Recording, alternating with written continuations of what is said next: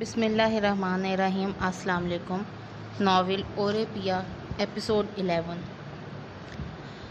بچے کی خوشی دیکھنا نصیب نہیں ہوئی، آخری دیدار بھی نہ کیا پوتے کا۔ بہت منحوس ہے یہ حریم، جس دن سے اس گھر میں داخل ہوئے ہم مشکلات کے طوفان سے نپٹتے رہے۔ جھک گئے میرے بیٹے کے کندھے، پہلے اوپر والے کمروں کا قرض اتارا، پھر شادی کے سلسلے میں لیے جانے والی تنخواہ میں سے کٹواتے رہے۔ اب اس کی بیماری بال بال قرض میں جکڑ دے گی۔ آپریشن ہوا، بچہ نہ رہا، ہمیں کسی نے نہیں بتایا۔ یہ ساری پٹیاں حریم کی ہیں۔ میرے بیٹے کے کان بھرتی رہی تھی، اسے ہمارے خلاف بھڑکاتی رہی تھی۔ میرے بیٹے نے ماں کو کچھ بتانا گوارا نہیں کیا۔ ایسی بھولی صورت اور چالیں ساری شیطانی۔ چرتر باز نے آگے پیچھے پھیر کر 4 دن واہ واہ سمیٹ کر اپنے رنگ ڈنگ دکھانا شروع کر دیے۔ میں تو اول روز سے ہی اس کی چالاکیوں کو جان گئی تھی، اسی لیے زیادہ سار نہیں چڑھایا۔ میں نے ہمیشہ ایک حد میں رکھا۔ کیا ضرورت تھی سام کو دودھ پلانے کی، چومنے چاٹنے کی؟ یہ ساری بہویں ایک جیسی ہوتی ہیں، خود غرض اور کمینی۔ راحت بیگم کا بنتا بگڑتا چہرہ شفاف دیوار پر اپنا عکس چھوڑ رہا تھا، کبھی مٹتا کبھی بھرنے لگتا۔ ہمارے نصیبوں میں کوئی خوشی نہیں تھی۔ سوچا تھا پوتا ہوگا، اسے دل بہلایا کروں گی۔ بہو تو ایسی بے زبان ملی ہے، کبھی عید کے عید نہ بولی نہ مسکرائی۔ ہم تو گویا چینی کی صورت اٹھا لائے ہیں۔ بیزار ہے، شاید کسی سے دل لگا رکھا ہو، تبھی تو ایک دن ہم نے اسے مسرور نہیں دیکھا۔ ایسے بھی کیا ظلم کے پہاڑ توڑتے ہیں ہم، گھر کے کام کاج کرتے ہوئے صورت پہ مسکینیت طاری ہو جاتی ہے، آنکھوں میں ہر وقت آنسو جمع۔ سب چلاکی ہیں، یہ داؤ پیچ ہم پر آزمانے کی ضرورت نہیں بنو، ہم تو سب مکاریوں کو جانتے ہیں۔ یہ منافقت ہمیں نہیں آتی۔ منہ پہ میٹھے بنے رہے، پشت پر خنجر گھونپ دو۔ اسے باتوں سے بہلا سکتی ہو، خدمتوں سے جیت سکتی ہو، میں ساری مکاریاں جانتی ہوں۔ خاطروں خدمتوں سے تم مجھے کم از کم جیت نہیں پاؤ گی۔ میں تمہارے دام میں آؤں گی تب نا۔ یہ گر کسی اور پر آزمانا، یہ ڈھونگ کہیں اور جا کر رچانا، یہ ڈرامے کسی اور کو دکھانا۔ ہم نے بال دھوپ میں سفید نہیں کیے، تجربہ ہے ایک عمر کا۔ اب اس آپریشن کے بہانے بستر توڑنے کی ضرورت نہیں۔ کون سا پیدل چل کر آئی ہو؟ دیکھ بھی لیا مہمان آئے تھے، میز اور کچن میں برتنوں کے انبار لگے ہیں، ہر شے تلپٹ پڑی اور خود آ کر آرام فرمانے لگی ہو۔ کیا اسپتال میں پہاڑ کاٹتی رہی ہو؟ ادھر بھی تو اتنے دن آرام ہی کیا۔ اٹھو، بستر سے کچن میں جاؤ، صفائی کرو، برتن دھو کر رکھو، اپنی گھر گھرستی سنبھالو۔ اتنے دن آرام کر لیا، یہی کافی ہے۔ ہم کب تک بوڑھی ہڈیوں کو گھسیٹتے رہیں؟ اٹھ بھی چکو۔ وہ گویا دیوار سے نکل کے یکدم دھاڑی تھی۔ حریم کے لب سے دبی دبی چیخ نکل گئی۔ خوف اور دہشت سے اس کے جسم پر لرزہ طاری ہو گیا تھا۔ شدید سردی کے باعث یا پھر خوف کی شدت سے اس کے دانت بجنے لگے تھے۔ وہ سسکاریاں بھر بھر کے رونے لگی تھی جب کوئی ہولے سے دروازہ کھول کے اندر داخل ہوا۔ اس نے گردن موڑ کر نہیں دیکھا تھا، وہ اس وقت درد کی انتہائی منزل سے گزر رہی تھی۔ حریم چونکی تو تب جب اسے اپنے کندھے پر نرم ہاتھ کا دباؤ محسوس کیا۔ کوئی اس کے قریب بیٹھ رہا تھا۔ دھند کے پار کا منظر بھی دھندلا تھا، مگر اسے دھندلے منظر کے پار ایک عکس جھلملاتا مجسم نظر آ رہا تھا۔ اتنا کچھ ہو گیا، ہمیں بتایا ہی نہیں، خود ہی تکلیف سہتی رہی۔ نرم آواز، نرم سا یہ لہجہ۔ حریم حیران ہوئی، راحت بیگم کی آنکھوں میں جھلملاتے آنسوؤں کو دیکھتی رہی۔ وہ اس کے قریب بیٹھ رہی تھیں، اسی لیے میرا دل گھبراتا رہا تھا۔ کئی دفعہ فون کیا ماہر کے موبائل پہ، کمپیوٹر والی ایک ہی جواب دیتی کہ موبائل نمبر بند ہے۔ مجھے کیا خبر کہ میرے بچوں پہ کیا بیت رہی ہے۔ کندھے سے ان کا ہاتھ حریم کے سر پر آ ٹھہرا تھا۔ ماہر بتا رہا تھا آپریشن ہوا ہے۔ خالی گود لے کر اٹھی، ان کے آنسو اب گالوں پر پھیسل رہے تھے۔ ہمارے نصیب میں یہ صدمہ سہنا لکھا تھا، ورنہ کیا کیا ارمان تھے بچے کے متعلق۔ اس کے بالوں میں ہاتھ پھیر رہی تھی۔ حریم بھی بے آواز روتی رہی۔ رونا نہیں، انہوں نے اس کے آنسو پونچھے۔ آنکھیں چھلے میں کچی ہوتی ہیں، آنسو مت بہاؤ، نظر بھی نہیں لگاتے، اخبار وغیرہ بھی نہیں پڑھتے، آنکھوں پر اثر پڑے گا۔ وہ پیار سے نرمی سے سمجھا رہی تھی، اگر مجھے اس حادثے کی خبر ہوتی تو زبردستی تمہیں روک لیتی، جانے ہی نہ دیتی۔ میں نے بھی سوچا کہ ابھی تو کافی وقت پڑا ہے، عورتیں اس حالت میں نوکریاں کرتی پھرتی ہیں، بھرے پورے کنبے بھگتاتی ہیں، بیرون ملک تک سفر کرتی ہیں، اسی لیے خاموش ہوگی۔ سوچا بچوں کی خوشیاں روڑے کیوں اٹکاؤں۔ تمہاری خالہ کے بھی اتنے فون آئے تھے، بصدِ اصرار بلاتی رہی تھی۔ ان کے چہرے پر دکھ کے اثرات بہت گہرے تھے۔ ماہر بھی بہت پریشان ہے، اکیلا اتنے دن خوار ہوتا رہا۔ ادھر موبی کو بھی پرسوں بہت دورہ پڑا تھا، ہسپتال لے جانا پڑا۔ میرے اور جمیلہ کے تو قابو میں بھی نہیں آ رہا تھا۔ شکر ہے فیفا اور نفیسہ آ گئی تھی۔ فیفا کی کوششوں سے موبی کو ہسپتال لے گئے۔ پھر سے ٹیسٹ، ڈاکٹر کی فیس، دوائیاں، اتنا لمبا چوڑا بل فیفا نے چکایا ہے۔ ادھار تو ادھار ہی ہوتا ہے۔ ماہر کو اس لیے نہیں بتایا، وہ پہلے ہی بہت پریشان ہے۔ ایک نئی ٹینشن آتے ساتھ سونپنے کو دل نہیں مانا میرا۔ ان کا ہاتھ اب حریم کے ہاتھ پر تھا۔ محبت بھرے بول، نرم لہجہ، نرم الفاظ دلوں پر کس طرح اثر انداز ہوتے ہیں۔ حریم ان کی اس توجہ، ملائمت اور نرمی پر پگھلنے لگی۔ اب موبی کی طبیعت کیسی ہے؟ پہلے سے کچھ بہتر ہے۔ ان کے لہجے میں واضح یاسیت تھی۔ ڈاکٹر کیا کہتے ہیں؟ جھوٹی تسلیاں، فضول کے دلاسے۔ مجھے پتہ ہے وہ ٹھیک نہیں ہوگا۔ اس کے دماغ میں شاید رسولی ہے۔ ڈاکٹر آپریشن نہیں کرتے۔ ویسے بھی اپنی عمر کے بچوں سے اس کا ذہن بہت پیچھے ہے۔ وہ گویا بالکل نا امید ہو چکی تھی، حالانکہ اس کا ذہن بہت پیچھے نہیں، بہت آگے تھا۔ بیرون ملک تو علاج ممکن ہے۔ اس کا دھیان بٹ گیا تھا۔ ایک دم ہی موبی کا تکلیف کا احساس ہر شے پر حاوی ہو گیا۔ عالم نے ہر ممکن کوشش کر کے دیکھ لی تھی، اچھے سے اچھا ڈاکٹر سے مشورہ کیا، علاج کروایا، مگر دماغ کی نشو و نما نہیں ہو سکی۔ وہ رنجیدگی سے بولی تھی، نہ جانے کس کیفیت کے زیر اثر وہ موبی کی بیماری جیسے حساس موضوع پر گفتگو کرنے لگی تھی۔ اس سے پہلے تو کوئی بھی اگر موبی کی بیماری کے متعلق کسی مشورے سے نوازنا چاہتا تو راحت بیگم غصے سے بھر جاتی تھی۔ انہیں شاید یہ محسوس ہوتا تھا کہ موبی کی بیماری کا ذکر لوگ چٹخارے لینے کے لیے یا ان کے زخم ادھیڑنے کے شوق میں کرتے ہیں۔ بہرحال جو بھی تھا، وہ کسی کو موبی کے متعلق گفتگو نہیں کرنے دیتی تھی، حتیٰ کہ راحت بیگم کے سامنے بابا بھی موبی کا حال احوال پوچھنے سے گریز برتتے تھے۔ مگر ابراڈ میں آپریشن تو ممکن ہے۔ دورے کی حالت میں موبی جس ذہنی کرب اور درد سے گزرتا ہے، آپریشن کے بعد اس درد سے نجات تو مل ہی جائے گی۔ حریم نے نرم آواز میں ہمدردی سے کہا، بنو، یہ گھر زیور حتیٰ کہ ماہر کی موٹر سائیکل بھی بیچ دی جائے تب بھی موبی کا آپریشن ہمارے بس کی بات نہیں ہے۔ یہاں کے ڈاکٹر رسک نہیں لینا چاہتے اور باہر کا خرچہ ہماری بساط سے بڑھ کے ہے۔ بیٹی کی تکلیف نے ان کی آنکھوں کو پھر سے بھگو ڈالا۔ چلتی ہوں، اب تم آرام کرو، زیادہ بولنا مت، نیچے آنے جانے کی بھی ضرورت نہیں۔ ڈاکٹر نے جتنی احتیاط بتائی ہے، جس قدر پرہیز کہا ہے، اتنا ہی کرنا، کام تو ہوتے رہیں گے۔ جان ہے تو جہان ہے۔ میں تمہارے لیے یخنی بنوا کر بھیجتی ہوں۔ ماہر بتا رہا تھا تم صبح سے بھوکھی ہو، کچھ دیر سو جاؤ۔ اسے آرام کی تلقین کرتے ہوئے اٹھ گئی تھی۔ حریم تو ابھی تک اس کایا پلٹ پہ حیران تھی، ششدر تھی۔ اسے یقین نہیں آ رہا تھا کہ امی اتنی دیر اس کے پاس بیٹھی رہی ہیں، باتیں کرتی رہی ہیں، سلی کے پاہے رستے زخم پر رکھتی رہی ہیں۔ اسے یوں لگا اسلام آباد جانا اس کے لیے مبارک ثابت ہوا ہے۔ اسے رونا بھی آ رہا تھا، بے تحاشا رونا، اور ہنسی بھی بکھر رہی تھی۔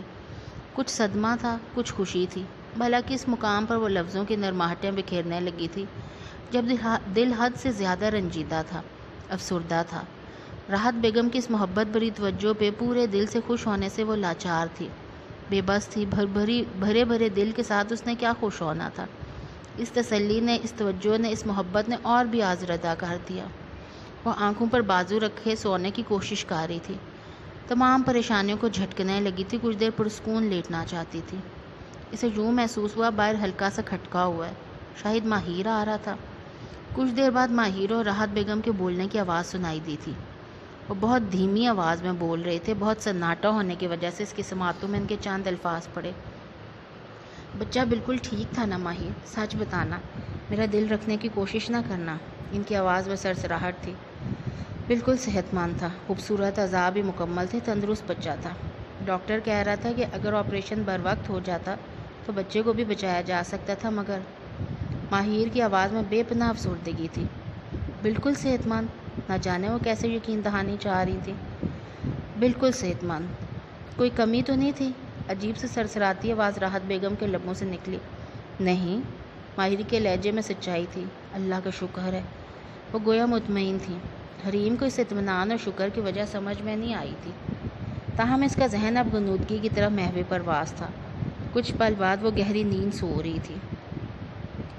وقت نے گویا اداسی کی پازیبیں پہن لی تھی، دن گزرنے کا نام ہی نہ لیتا تھا۔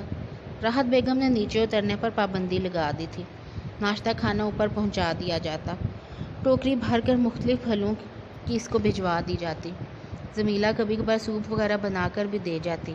حریم کو تنہائی نے اور ہر وقت بیٹھے رہنے نے اکتاہٹ کا شکار کر دیا تھا۔ اوپر والے حصے کی صفائی ستھرائی وہ بآسانی کر لیتی، ماہر کے کپڑے دھو لیتی، استری بھی کر لیتی، پھر آہستہ آہستہ دھلے ہوئے کپڑوں کی بڑی سی گٹری اٹھا کر اوپر بھجوائی جانے لگی۔ اس دن بھی صبح صبح جمیلہ ایک بھاری سی گٹری اٹھائے کمرے میں داخل ہوئی۔ بھابی نے استری کارنے میں ہنڈیا کو چولہے پر چڑھا کے آئی ہوں، جمیلہ قدرے خفکی سے بولی، چہرے پر کچھ خجالت کے تاثرات بھی تھے۔ ادھر رکھ دو۔ حریم استری سٹینڈ کے پاس کھڑی تھی۔ نہ جانے کتنے ہفتوں کے کپڑے جمع ہو گئے تھے۔ حریم کو گول گول چکر آنے لگے۔ گٹھری کو کھول کر دیکھا تو زیادہ کپڑے موبی کے نظر آئے۔ گہری سانس کھینچ کر کپڑے پریس کرنے لگی تھی۔ کچھ دیر پہلے اس نے ہانی سے فون پر بات کی تھی، ساتھ ہونے والے حادثے کو مختصر الفاظ میں بتا دیا تھا۔ دوسری طرف ہانی کیسے پھوٹ پھوٹ کی روئی تھی۔ اس نے ہانی سے وعدہ لینا چاہا تھا کہ بابا کو کچھ نہیں بتائے گی۔ کوئی بھی خوشی مکمل کیوں نہیں ملتی؟ اتنا ادھورا پن کیوں ہے ہماری زندگیوں میں؟ ہانی کے سوال اس کے دل پر گرنے لگے تھے۔ ابھی تک ہانی کی سسکیاں کانوں میں گونج رہی تھی۔ میں نے سوچ رکھا تھا تمہارا بچہ میں لے لوں گی، اسے پالوں گی، نہلاؤں گی، دھلاؤں گی، کھلاؤں گی۔ کتنی پیاری مصروفیت مجھے مل جاتی، مگر وہ بے حد غمگین تھی۔ اتنا انتظار تھا مجھے خالہ بننے کا۔ پلیز ہانی رونا ورنہ میں بھی دھاڑے مار مار کے رونا شروع کر دوں گی۔ حریم بار بار یہی التجا کر رہی تھی۔ حریم بتاؤ نا، کیسا تھا میرا بانجا؟ ماہر بھائی جیسا تھا؟ ہانی آنسو پوچھتے ہوئے اشتیاق سے بولی، ماہر جیسا تھا۔ خالہ بھی یہی بتا رہی تھی، ایسے لگتا تھا گویا چینی کا گڈھا۔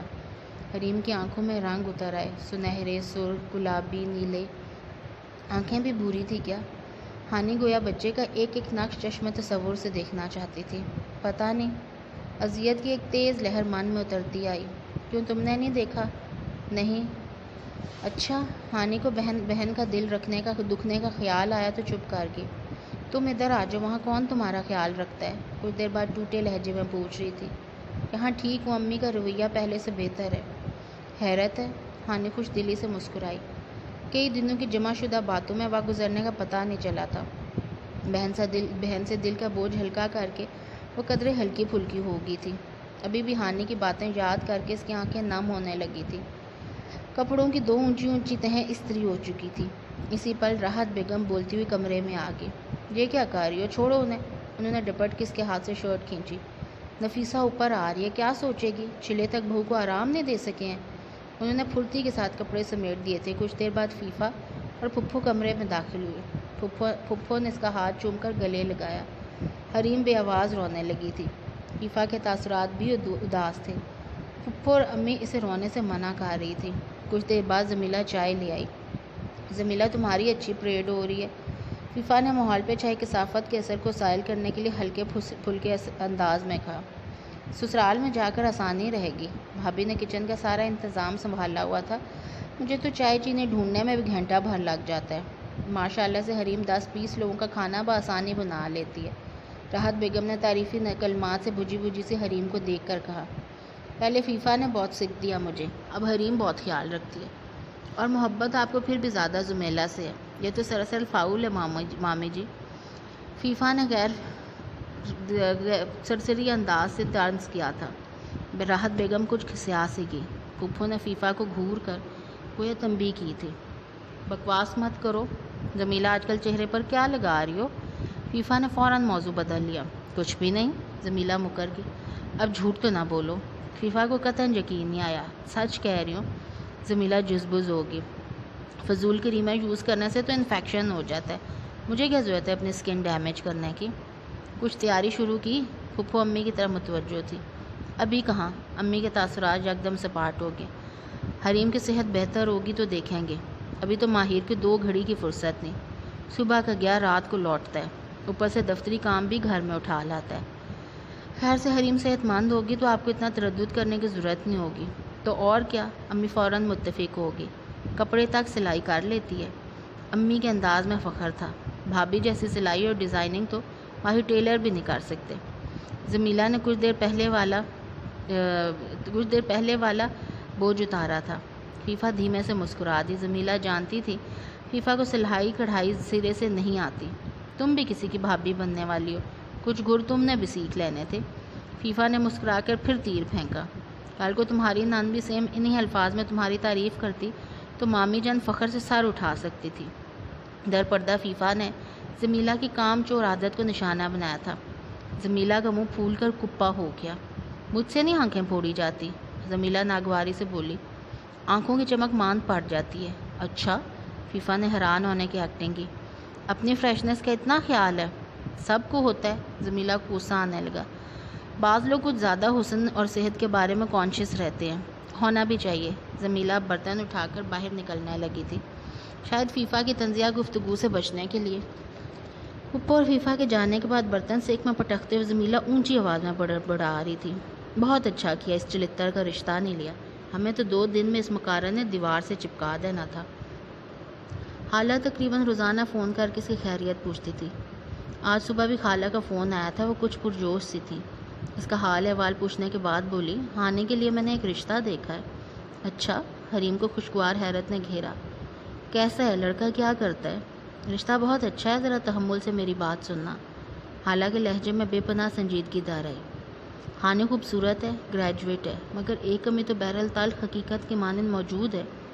سارے گن آتے ہیں، گھرداری میں طاق ہے، سگڑھاپے میں اس کی مثال نہیں ملتی۔ مگر کچھ سوچنے لگی تھی، پھر بولی تو لہجے میں بلا کا ٹھہراؤ تھا۔ حریم بہت سنجیدگی سے ان کی بات سن رہی تھی۔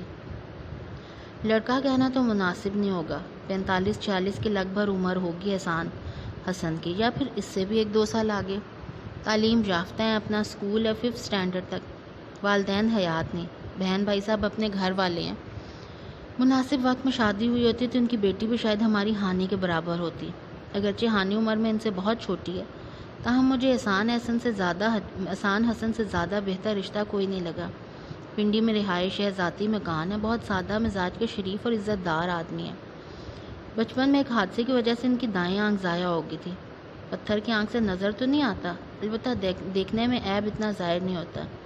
اسی عیب کو وجہ بنا کے کئی لوگوں نے ان جیسے نفیس اور شریف آدمی کو ریجیکٹ کر دیا، سو اپنی ذات میں قید ہو کر رہ گئے۔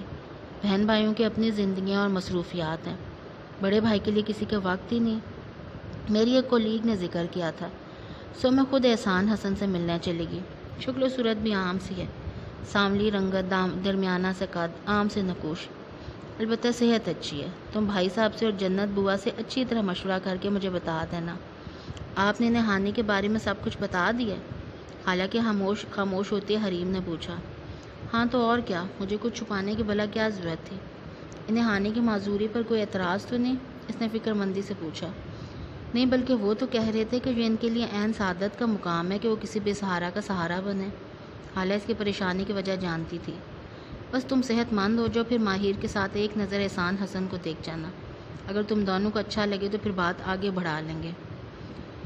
احسان حسن خود بھی تو کسی کے سہارے کی متلاشی ہیں، میں بابا اور بوا سے مشورہ کر لوں۔ حریم کچھ سوچ کر بولے، کیوں نہیں، تم ہانی سے بھی تفصیلاً بات کرنا، بہرحال ہانی کی رضامندی سب سے زیادہ ضروری ہے۔ خالہ نے نرمی سے کہا۔ آپ کو کب تک جواب چاہیے؟ بیٹے اتنی جلدی کی ضرورت نہیں، اس سال تو احسان حسن حج کرنے جا رہے ہیں، ان کے بعد مزید کارروائی ہوگی، اتنی دیر میں ہم مزید چھان بین کر لیں گے، کیا خیال ہے؟ خالہ کی دور اندیشی کی حریم پہلے بھی قائل تھی، فوراً متفق ہوگی۔ یہ زیادہ بہتر ہے، سوچنے کے لیے اچھا وقت مل جائے گا۔ اچھا یہ محب سے بات کر لو، کب سے ترلے منتیں کر ہے، آپ ہی سے بات کرا دو۔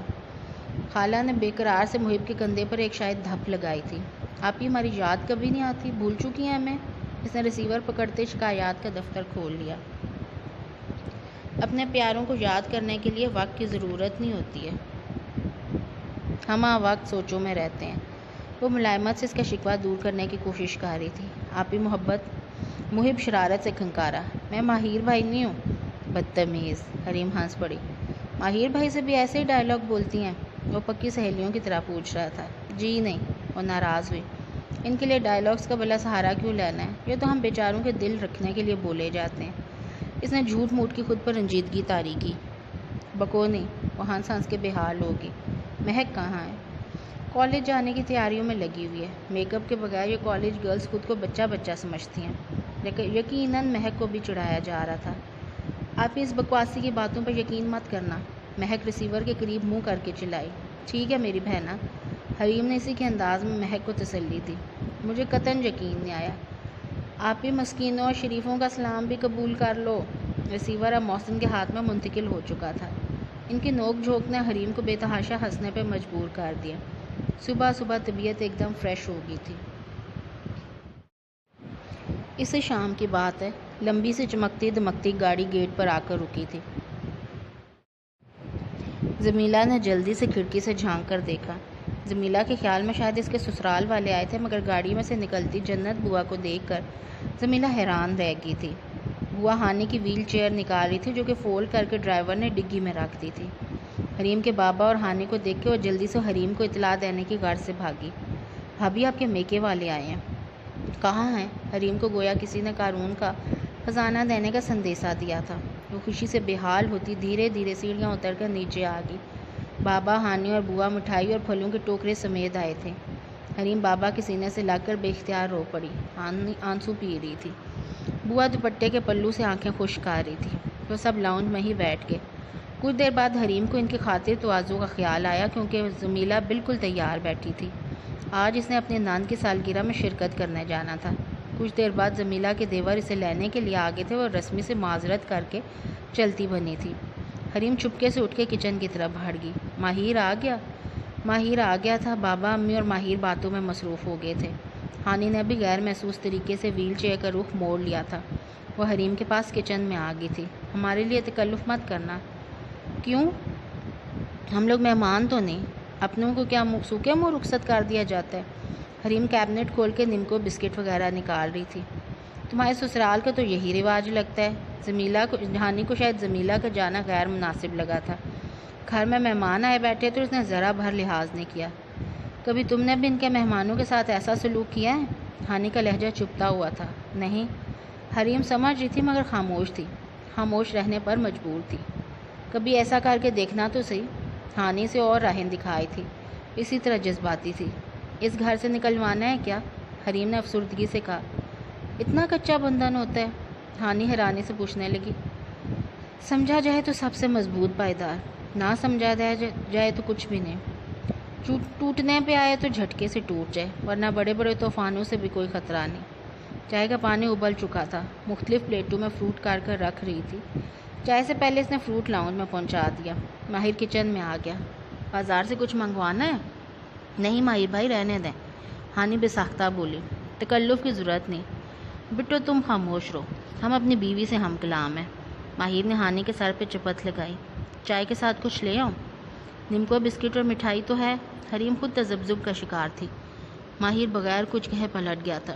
حریم ذرا ادھر دیکھو۔ ہانی کا انداز سرگوشیانہ ہی نہیں، رازدارانہ بھی تھا۔ کیا ہے؟ وہ آنچ دھیمی کر کے پلٹ کر ہانی کو دیکھنے لگی۔ یہ رکھ لو، زرجان بھیا نے تمہارے لیے دیے ہیں۔ ہانی نے ایک اچھا خاصا بھاری لفافہ اس کی طرف بڑھایا۔ اس میں کیا ہے؟ حریم قدرے خوفزدہ سی پیچھے ہٹی۔ سانپ نہیں ہے، کچھ رقم بھیجی ہے بھیا نے تمہارے لیے۔ انہیں تمہارے ساتھ ہوئے حادثے کی خبر مل گئی تھی۔ تمہاری عیادت اور احوال پرسی کے لیے وہ اس لیے نہیں آئے کہ شاید تمہیں برا لگے۔ ہانی نے دبی آواز میں بتایا۔ پلیز حریم رکھ لو یہ رقم، تمہارے کام آ جائے گی، بھیا کا دل بھی خوش ہو جائے گا۔ تم کب ان کے دیے گئے تحفوں کو قبول کرتی ہو؟ پلیز حریم انکار مت کرنا، ان کے پہلے سے ٹوٹا دل اور بھی کرچی کرچی ہو جائے گا۔ کتنے اچھے ہیں زرجان بھیا، ہمارا اتنا خیال رکھتے ہیں۔ ایسے لوگ تو بڑے انمول ہوتے ہیں، ہر ایک کا احساس کرنے والے، خیال رکھنے والے، بڑے ہی دیالو، فیاض اور سخی۔ ہانی کی آواز بھیگ رہی تھی۔ یہ رقم اپنے زرجان بھیا کو واپس کر دینا ہانی، حریم کو خیرات نہیں چاہیے۔ وہ مضبوط لہجے میں رخ موڑتی ہوئی بولی۔ اتنی کٹھور تو مت بنو حریم، ہانی تڑپ کر رہ گئی۔ زرجان بھیا کے خلوص کو یوں بے مول تو نہ کرو، اپنے بھیا سے کہہ دینا یہ خلوص کسی اور پر لٹائیں۔ حریم کی آواز میں پتھروں جیسی سختی تھی۔ اس میں حرج کیا ہے؟ ہانی نے غصے سے کہا۔ تم نہیں سمجھو گی ہانی، حریم نے اذیت سے اپنے لب کچل لیے۔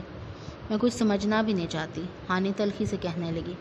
تم سنگ دل اور بے مروت ہو، ہمیشہ بھیا کی خلوص کو یوں ہی مٹی میں رول دیتی ہو، سب جانتے ہوئے بھی کہ بھیا کی مہربانیوں کی وجہ سے ہم پر کبھی بھی کوئی مشکل دور نہیں آیا۔ میں اس کے احسان اتارنے کے لیے اس کی اچھائیوں کا سرٹیفکیٹ اپنے ماتھے پر سجا لوں؟ وہ دبی آواز میں پھنکاری۔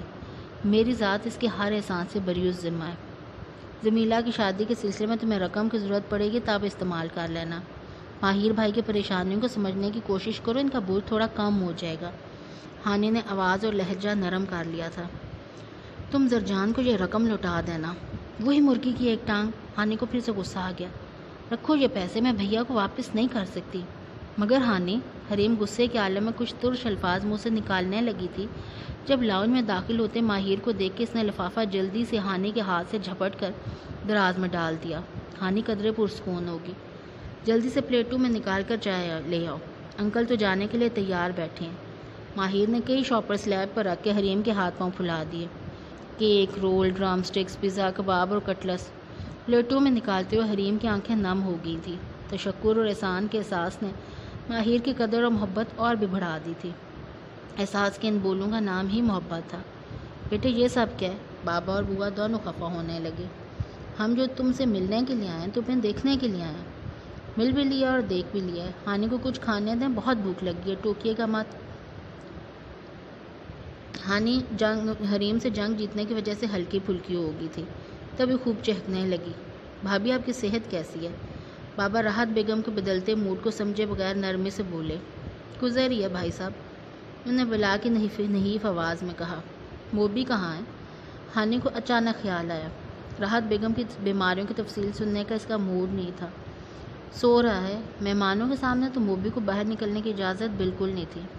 موبی کو کمرے میں زیادہ نہ رکھا کریں، لوگوں میں بیٹھے گا تو اس کے مزاج اور صحت پہ اچھا اثر پڑے گا۔ ہانی نصیحت کی پوٹلی کھول کر بیٹھنے لگی تھی۔ حریم کی آنکھیں دکھانے پر پزا کی طرف متوجہ ہوگی۔ ماہر کے روکنے اور کھانا کھا کر جانے کے اصرار کے باوجود بابا نرمی اور سادگی سے کہنے لگے، زرجان کی گاڑی واپس بھجوانی ہے۔ بڑا خیال رکھتا ہے آپ کا زرجان۔ راحت بیگم کے لہجے میں بلا کی چبھن تھی۔ بابا بیچارے سمجھے بغیر بولے، میرا اپنا بچہ ہے، اللہ اسے سکھی رکھے۔ اپنوں سے بھی بڑھ کر ہے، اپنے بیٹے بھی شاید اتنا خیال نہیں رکھ سکتے۔ ان کے لفظوں کی کیا معنی تھے وہ حریم اچھی طرح سمجھ چکی تھی۔ آپ ٹھیک کہہ رہی ہیں بھابھی۔